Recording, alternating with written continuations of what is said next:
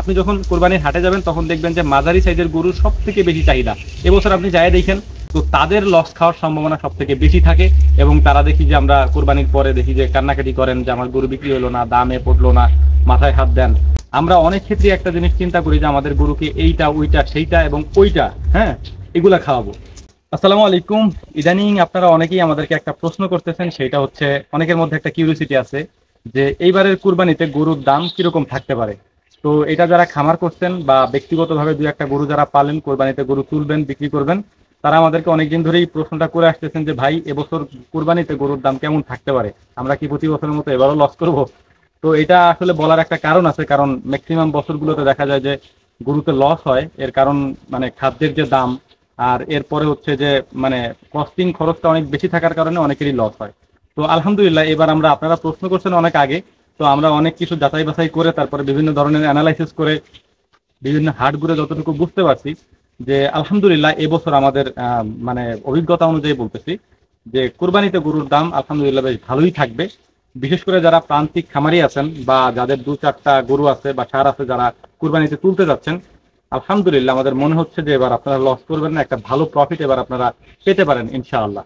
তবে আমি বেশ কিছু বিষয় আপনাদেরকে আজকের ভিডিওতে উল্লেখ করার চেষ্টা করব। সেটা হচ্ছে যে লস যদি করতেই হয় বা যদি লস কেউ করে, তাহলে তারা করবে যারা গরু পালার নামে, মানে খামার করার নামে বা খামারের গরু বিক্রি করার নামে যারা গরুকে বিভিন্ন ধরনের জিনিসপত্র খাওয়ান। যেমন ধরেন, এক ধরনের বিষয় আছে যে আপনি গরু বিক্রি করতে পারলেন না, সেক্ষেত্রে আপনার গরু আবার আপনার খামারে ফিরিয়ে নিয়ে আসতে হবে।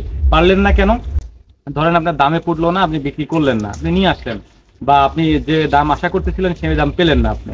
তো এক্ষেত্রে যদি গরু নিয়ে আসতে হয়, তাহলে আপনার গরু সুস্থ থাকতে হবে। আমরা অনেক ক্ষেত্রে একটা জিনিস চিন্তা করি যে আমাদের গরুকে এইটা ওইটা সেইটা এবং ওইটা, হ্যাঁ, এগুলা খাওয়াবো।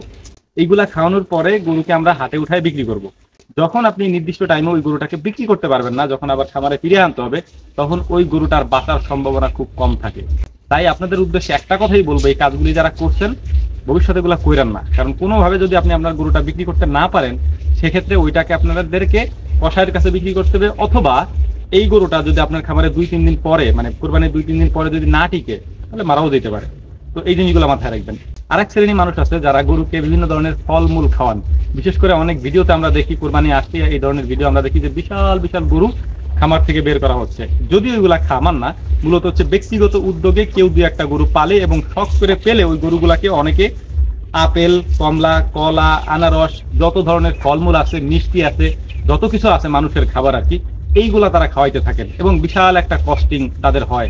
এর কারণ হচ্ছে এই ফলমূলগুলা যদি আপনি বাজার থেকে কিনতে যান, হিউজ একটা দাম। এখন মানে ফলের দাম কিন্তু অনেক বেশি। তরমুজ খাইতে পর্যন্ত আমি দেখছি যে তরমুজ কিনে আয় না, ফলমূলকে কিনে আয় না, তারপরে প্লেটে সাজায় তারপরে গরুকে খাওয়াচ্ছে। মূলত এইগুলা গরুর খাবার না, গরু তৃণভোজী প্রাণী, তার মূল খাদ্য হচ্ছে ঘাস। আপনি ঘাস এবং দানাদার খাদ্য না দিয়ে যখন এইগুলা দিবেন, কস্টিং অনেক বেড়ে যাবে।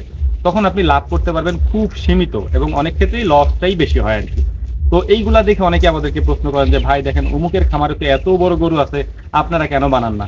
আসলে আমরা খামারি, আমরা এখানে বিজনেস করতে আসছি, ব্যবসা করতে আসছি, আমরা শো অফ করতে আসি না। শো অফটা কিরকম? বিশাল একটা গরু বানায় আমি হাতে উঠাইলাম এবং 10 জন, 20 জন, 50 জন মানুষ দেখে বাহবা দিল। এইখানে বাহবাটাই মেন। মানে এই যে বড় বড় গরু আপনি তৈরি করলেন, এখানে বাহবাটাই মেন। এর বেশি আপনি কিছু করতে পারবেন না, এখান থেকে ভালো ইনকাম আপনি করতে পারবেন না। কারণ একটা বাছুর আপনি কিনে আনছিলেন প্রায় 1 লাখ টাকার মতো, ধরেন যে ধরনের গরু আমাদের দেখি বড় বড় গরু, তার বাছুরের দাম প্রায় ওইরকমই থাকে, 80 থেকে 90 বা 1 লাখ এরকম থাকে। ওই বাছুরগুলো যখন কিনে আনবেন, আপনি কিনে আনার পরে ওইগুলাকে আপনার পালতে হবে দীর্ঘদিন।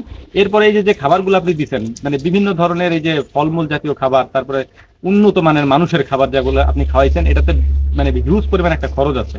এই খরচটা আপনি পরবর্তীতে 1 বছর পর্যন্ত টানলেন, পরবর্তীতে আপনি উঠাইতে পারবেন না। তো তাদের লস খাওয়ার সম্ভাবনা সব থেকে বেশি থাকে। এবং তারা দেখি যে আমরা কোরবানির পরে দেখি যে কান্নাকাটি করেন যে আমার গরু বিক্রি হলো না, দামে পড়লো না, মাথায় হাত দেন।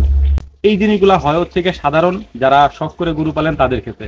কিন্তু যারা বুদ্ধিমান, যারা একটু বুদ্ধি খাটায় খামারের জন্য করেন, তারা মাঝারি সাইজের গরু বিক্রি করবেন। কারণ মাঝারি সাইজের গরুর সব থেকে বেশি চাহিদা থাকে হাটে।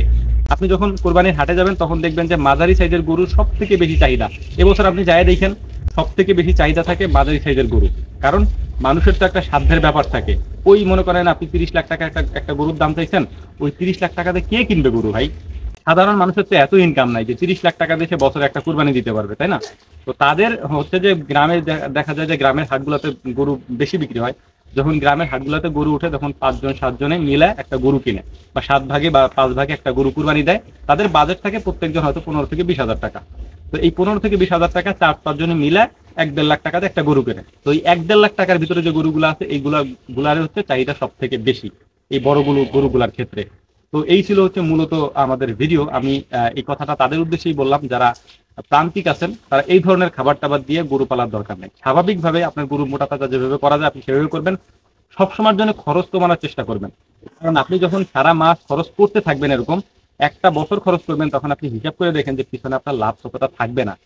তো এটা হচ্ছে মূল ব্যাপার, এটা বোঝার চেষ্টা করবেন। আশা করি বুঝতে পারছেন। আসসালামু আলাইকুম রহমতুল্লাহ।